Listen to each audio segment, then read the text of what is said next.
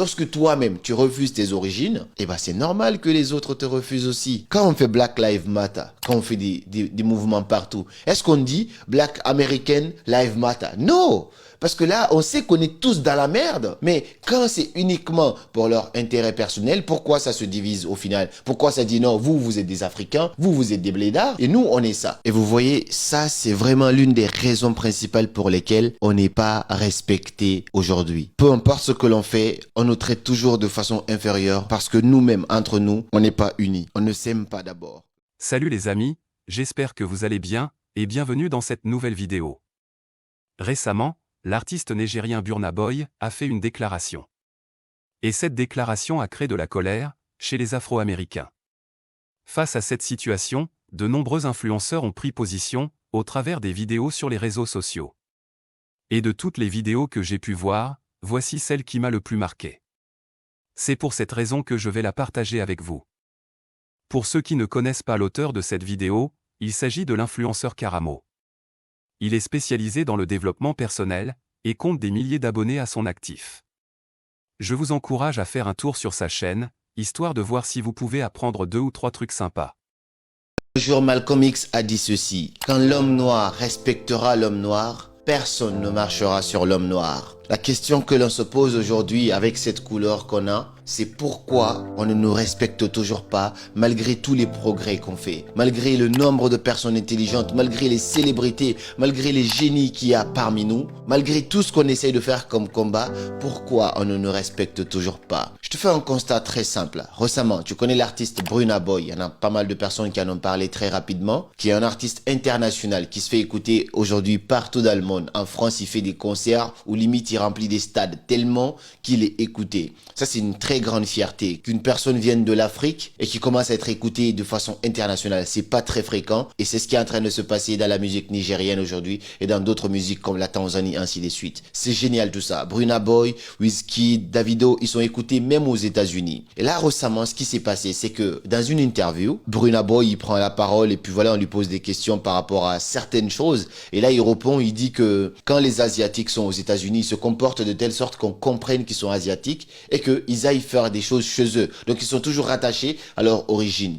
Et que quand les Blancs, en tout cas, font des choses, ils essayent toujours d'être rattachés à leur origine. Mais quand les Afro-Américains font quelque chose, ils se détachent complètement de l'Afrique. Et ça fait que on n'évolue pas, on n'avance pas, ainsi de suite. Afin que vous compreniez parfaitement la déclaration de Burna Boy, vous devez savoir qu'à l'origine, l'Amérique était occupée par un autre peuple qui a été exterminé par la colonisation des Européens. Ce peuple, c'est les Amérindiens. Ainsi, tous les Blancs que vous voyez en Amérique aujourd'hui sont simplement les descendants des anciens colons venus d'Europe. Et les Noirs que vous voyez par contre sont les descendants des anciens esclaves venus d'Afrique. Donc lui, il voulait un peu amener cette idée-là, cette philosophie-là dans son discours. Je te mettrai peut-être le discours, tu vas l'écouter. Et ça a créé une polémique partout dans le pays, sur la toile, auprès des Afro-Américains, en disant « Mais qu'est-ce qu'il raconte ?» D'ailleurs, il a de la chance, parce que voilà, il est écouté ici. Au-delà de ça, en disant « Ouais, mais qu'est-ce qu'il raconte lui? Il copie notre musique. » On dit que Burna Boy copie de la musique des Afro-Américains ou des Jamaïcains. Mais attends, ces Afro-Américains, ces Jamaïcains, lorsque toi-même, tu refuses tes origines, eh ben c'est normal que les autres te refusent aussi. Quand on fait Black Lives Matter, quand on fait des mouvements partout, est-ce qu'on dit Black American Lives Matter? Non!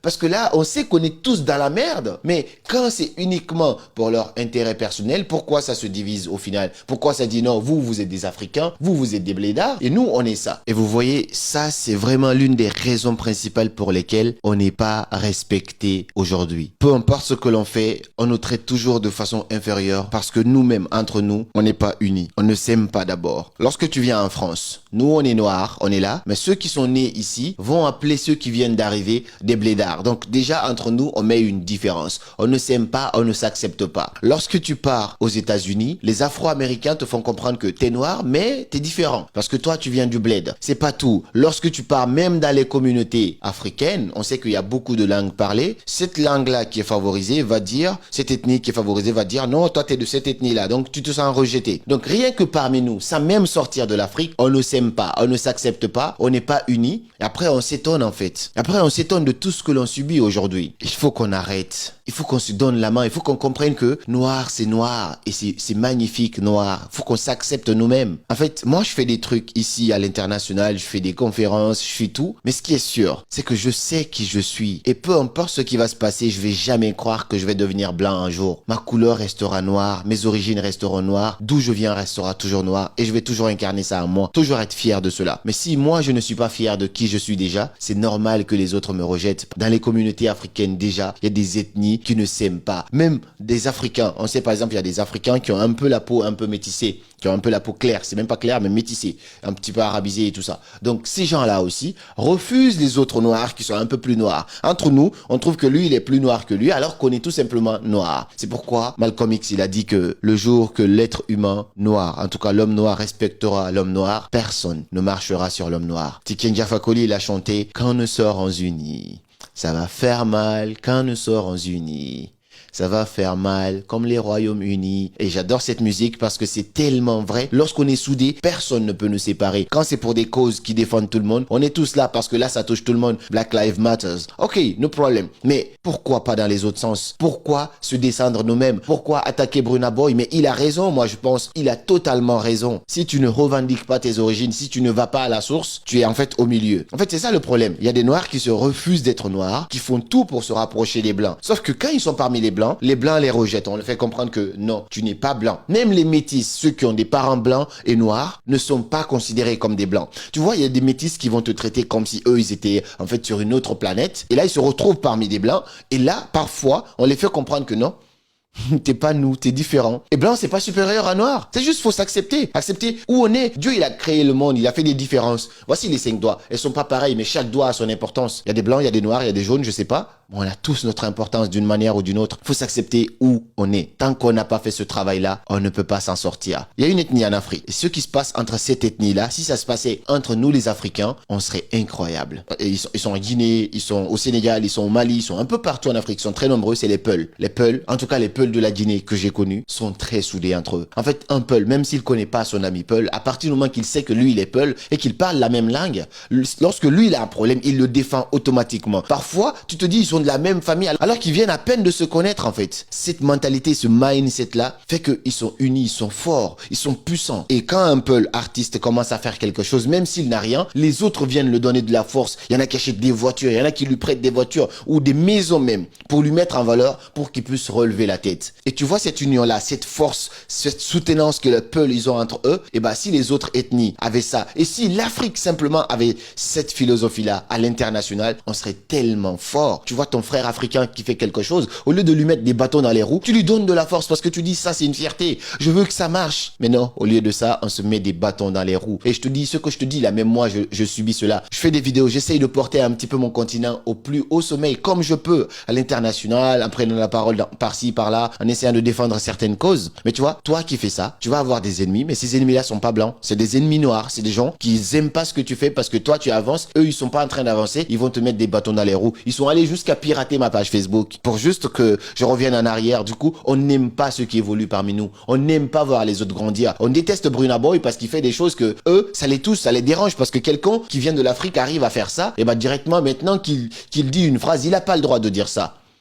Peu importe la durée d'un tronc d'arbre dans l'eau, il ne sera jamais caïman. Regardez l'histoire de Kylian Mbappé. Kylian Mbappé, il est incroyable. Il est métis. Normalement, il a la peau claire comme blanc. On est d'accord. Quand Kylian Mbappé marque des buts, il est français. Il est acclamé par tous les Français. Lorsqu'il rate un penalty, est-ce que vous connaissez les commentaires? Je vais pas les dire ici parce que sinon ma vidéo elle va être censurée. Mais vous voyez un peu, on le ramène à ses origines. On lui dit espèce de Camerounais, ainsi de suite. Directement, il revient à ses origines. Aujourd'hui, on voit des noirs qui font tout pour changer la couleur de leur peau, pour essayer de ressembler le maximum possible à un blanc. Et tu feras ça au maximum. Déjà, tu vas dégrader ta peau, ça sera dégueulasse. Mais au-delà de ça, tu vas jamais ressembler à un blanc parce que c'est pas pareil. Sa couleur, elle est naturelle. Ta couleur, elle est ébène. Elle est magnifique, toi aussi. Black is beautiful. Faut que tu sois fier de ça. Moi, ça me fait mal aujourd'hui de voir nos célébrités, nos artistes, même des influenceurs qui font tout, qui mettent des filtres, qui font tout ça parfait, qui colorent leur couleur. On voit, alors qu'ils sont noirs, mais on a l'impression qu'ils sont blancs. Lorsque tu fais ça, tu favorises aussi en fait cette dépigmentation, tu favorises en fait ce mindset en disant c'est plus c'est clair, plus c'est bronzé, mieux c'est. Et du coup, la future génération incarne aussi cette philosophie et on ne s'en sortira jamais. J'aimerais qu'on se donne la main, j'aimerais qu'on se tende la main les uns aux autres, qu'on se donne de la force, qu'on se dise qu'on a envie de devenir grand. Si on se donne la main et la force, personne ne pourra nous arrêter. Donc la vérité, l'une des raisons pour lesquelles l'homme noir n'est pas respecté, c'est parce que l'homme noir ne se respecte pas lui-même. J'espère que cette vidéo t'a plu. Si c'est le cas, n'hésite pas à la partager pour essayer de partager ce message auprès d'un maximum de personnes. Et puis on se dit à très bientôt pour de nouvelles vidéos. Et comme toujours, c'était Karamo. Suivez vos rêves, ils connaissent le chemin.